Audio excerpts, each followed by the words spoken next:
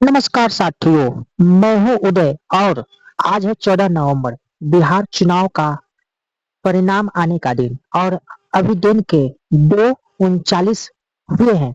इस वक्त की खबर है कि बीजेपी 92 सीट पे आगे चल रही है, वही JDU 82, RJD 26, एलजेपीआरवी 21, AIMIM 5, HMS 5, RSHTLKM 4, other 8 पे आगे चल रही है और कुल मिला के अभी देखें तो लगभग लगभग यहाँ पे एनडीए आगे चल रही है और महागठबंधन पिछड़ता जा रहा है।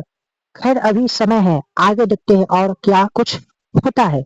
ये इस वक्त की आंकड़े हैं जो आप देख सकते हैं यहाँ पे। परसेंटेज में भी यहाँ पे आप देख सकते हैं, जो परसेंटेज में चुनाव आयोग की आंकड़े हैं वो दिख रही है।